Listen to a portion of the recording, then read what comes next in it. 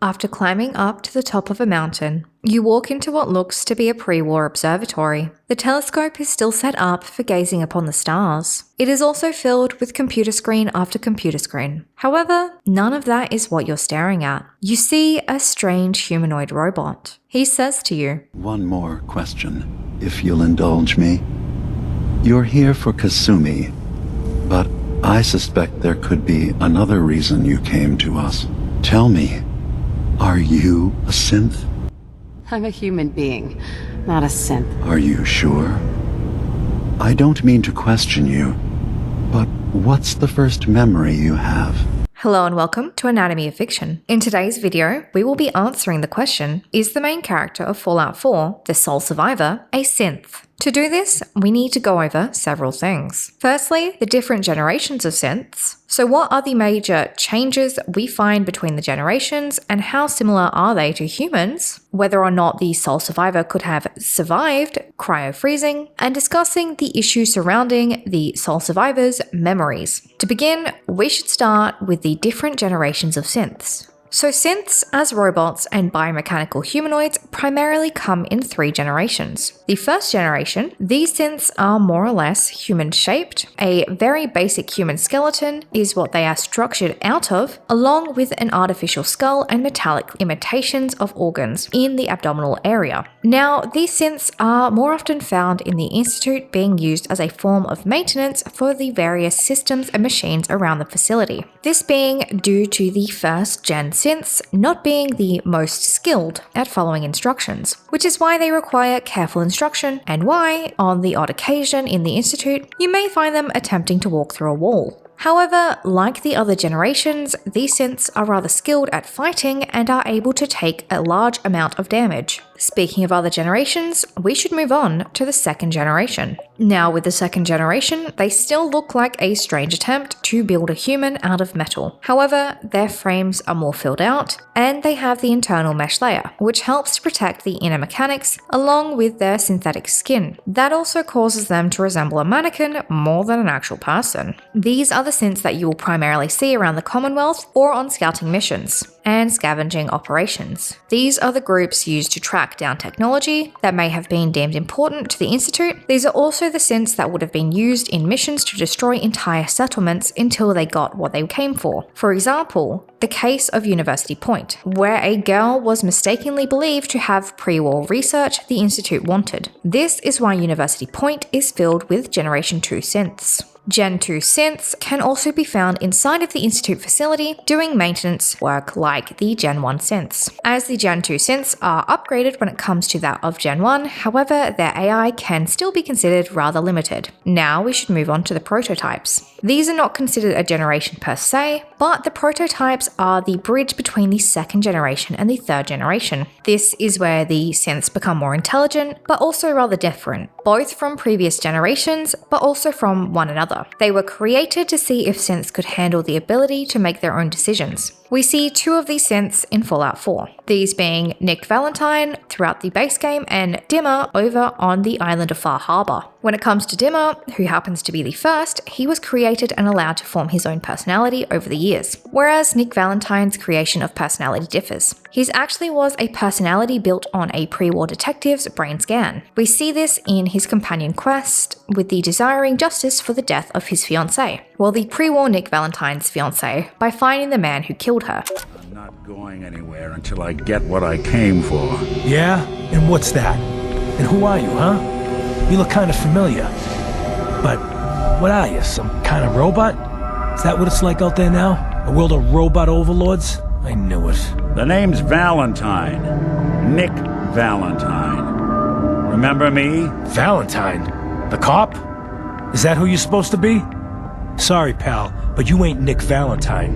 You're just some kind of, machine. You killed my fiancée, Jennifer Lands. There's some crimes even you can't get away with, Winter. Your fiancé? You mean Valentine's fiancé? Pretty girl. Shame what happened to her. But hey, you, or, the real Valentine, he should have backed off when he had the chance.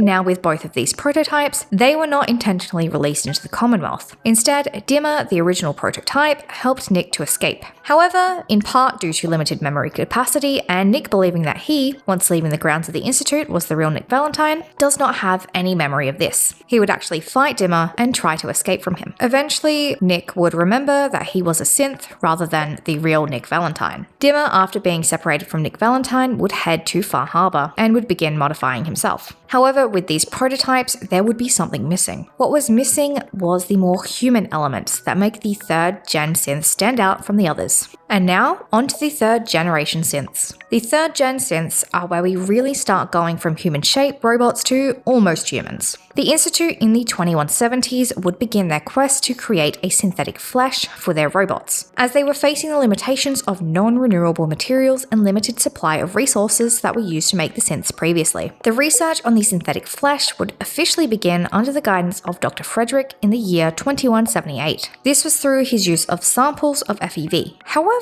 not everyone would be keen on this idea. With this project, it would lead to the kidnapping of wastelanders, which would start the boogeyman of the Commonwealth rumours surrounding the Institute. With these kidnapped wastelanders, they would begin their experiments into creating the 3rd generation of synths. But how would they do this? Well, by dipping them in the Institute's specifically modified FEV. They were then monitored to see how the mutations would affect the subject and eventually discard them after the research was done. This experiment was supposed to allow them to grow the perfect synth organs and flesh. However, they hit a slight speed bump in the road to the 3rd generation, this being in the March of 2224. This speed bump being that the subjects they were testing on had rather damaged DNA due to the generational exposure to the radiation from living in the wasteland. But how do you get DNA from someone who has never been exposed to radiation when the world is full of it due to the whole, nuclear fallout? Well, you go vault robbing. More specifically, you find a vault where the people there are from pre-war times. But no one can live for over 200 years, or can they? Well, you look for the vault with the experiment most likely to produce this. This being the Cryofreezing vault, and you kidnap a baby in there. Because what else do you do on a Tuesday when your experiment has hit some hurdles? So in 2227, the Institute would send Kellogg to pick up little baby Sean from the cryofreezers in Vault 111.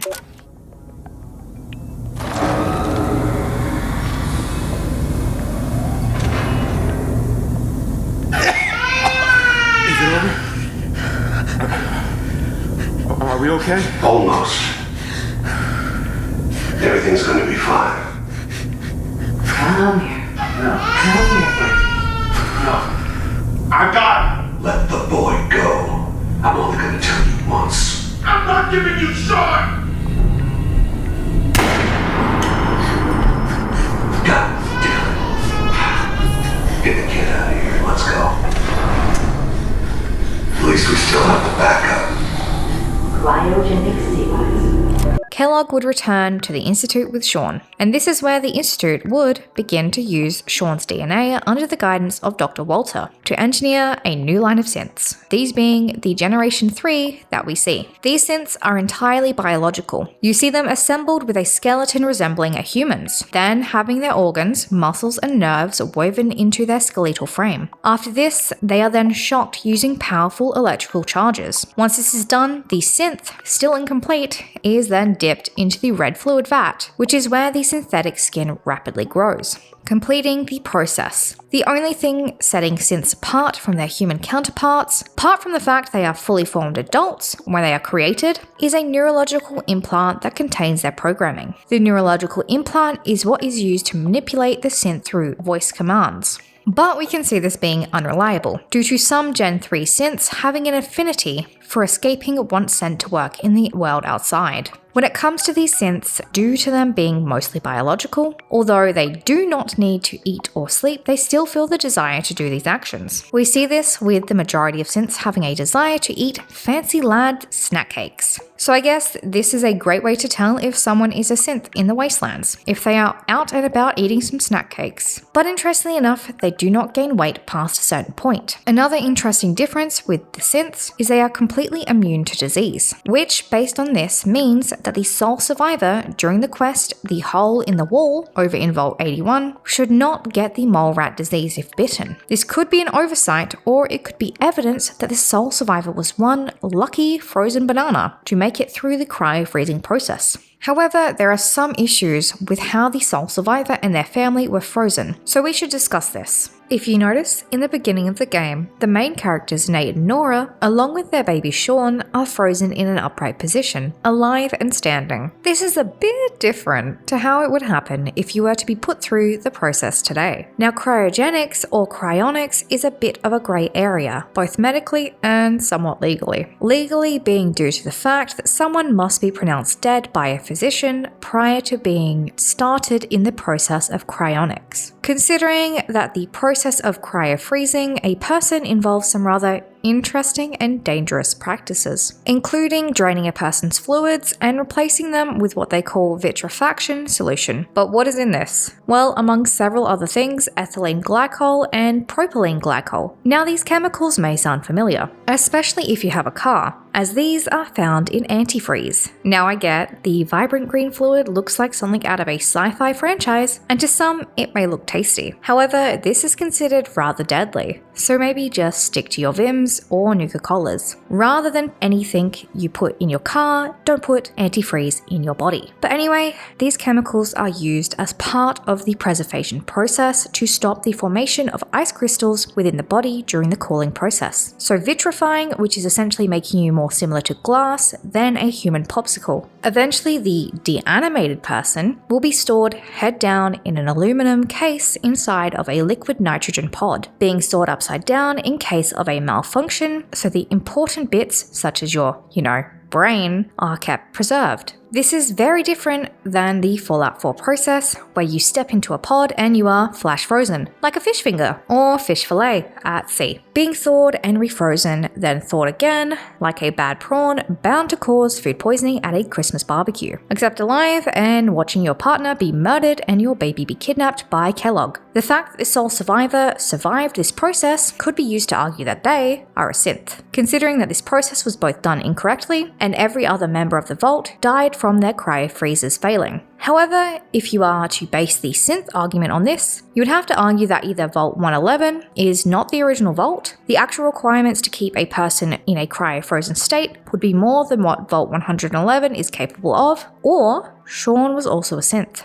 But neither of these are true. So, it is more likely that because the field of cryonics is treated much more like science fiction by outsiders, as well as much of the information surrounding the process not being as easily available, and the process of reanimation after cryofreezing is, well, yet to be more than science fiction, this could explain the various mistakes that surround the cryofreezing with the sole survivor. After all, during both freezing processes, they do go into a sort of sleep mode, whilst the glass frosts over, rather than just completely shutting down like a protectron awaiting activation. But that does not explain the missing memories, unless you chalk that up to the brain becoming damaged from cryofreezing. But can the sole survivor remember anything from their past life, apart from a few minutes prior to the bombs dropping, or even their reference to their creation of their son as their earliest memory within the game? Listen, after breakfast, I was thinking we could head to the park for a bit. Weather should hold up. Oh, right. The park. With you. Because I want to get pregnant again. But throughout the game, there are several times where the sole survivor is able to recall various pop culture references from prior to war times. We see several instances of this, like when the sole survivor converses with Nick Valentine discussing his past in the companion case. Eddie Winter was from my time. Real scumbag. This is also not the only reference we see to the past. We also see the sole survivor bringing up their memories of their past during their quest to become the Silver Shroud. You ever listen to the Silver Shroud? That's what we need. No matter how bleak things got, he saved the day. My family and I used to listen to every new episode. You mean when they first aired? How? The last broadcast was hundreds of years ago. So with this, it hints at the sole survivor having some pre-war memories. But how come we don't see much of the sole survivor's memories? Well, this could be for one of two reasons. The thawing, refreezing, then thawing again caused brain damage. Or it could be due to trauma, considering the sole survivor witnessed the end of the world as they knew it, watched their partner be murdered in cold blood, and also their child was stolen right in front of their eyes when they could do nothing about it. So you could consider this to be a little traumatic, just a little. Based on if you consider the sole survivor to be traumatized, any memories related to the trauma may be difficult to recall or to experience. So memories surrounding the sole survivor's life prior to the war involve both their murdered partner and their kidnapped son, so they may be pretty hard to think about. And if we also consider Nate's backstory, this may also be an explanation as to why they remember so little. I'm here today to tell you that because of your family's service to our country, you have been pre-selected for entrance into the local vault. Vault 111. Based on this, Nate, who was a former soldier, if chosen to be the sole survivor, may already have PTSD. With this, he may have already had issues with memory before the bombs dropping. However, if we base the sole survivor being a synth on the lack of memories, then we could argue that all of the main characters but that of Fallout 3 could be considered synths. The first memory you have in Fallout 1 is, well, your discussion about the water chip. You don't have any recollection of the others who left the vault in the years prior. In Fallout 2, you have no story prior to becoming Arroyo's chosen one. With New Vegas, you have no memories at all, just a claim that you were shot in the head twice and survived. If we are basing the synth thing on the lack of memories, you could just as easily say that the courier was replaced, considering surviving being shot in the head multiple times with minimal medical care would be near impossible. So the sole survivor is no more a synth than the other main characters in the Fallout franchise. The sole survivor most likely had issues that caused them to struggle with memory. So now we have to decide whether or not the sole survivor is a synth. When it comes to the Generation 3 synths, there are many similarities between a human and a synth. Considering the Gen 3 synths are basically flesh and blood, they can be injured and killed just like a regular person. However, they are supposed to be superior in their lack of a need to sleep or eat. If you were to play on a survival mode, then the sole survivor experiences the need to sleep, eat, and drink. And without doing these actions, they experience negative side effects, making them more human than a synth. We also see that they have the ability to develop illnesses like that of mole rat disease when attempting to cure little Austin over in Vault 81. This also means that they are more likely to be human.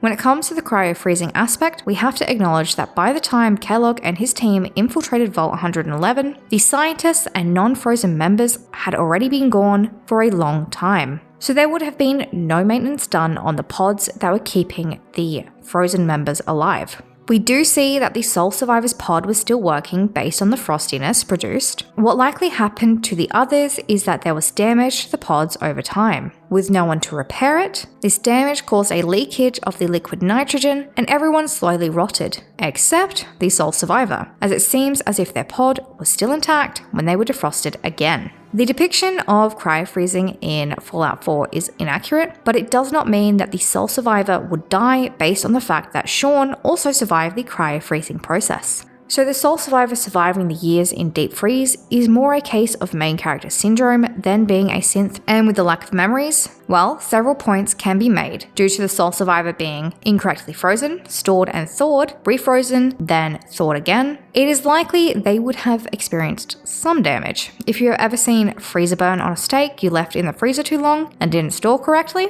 that happened to their brain. So the fact they came out mostly okay is a miracle. The sole survivor would also be dealing with the life-changing experiences of waking up 200 years later without their entire family. And there is also the point that almost no one has a photographic memory, where they can just recall what they were doing 5 years ago, let alone 200 years ago. So all of these contributing could explain why the sole survivor does not have much of a backstory in the initial part of the game. However, they do have memories that pop up throughout the game.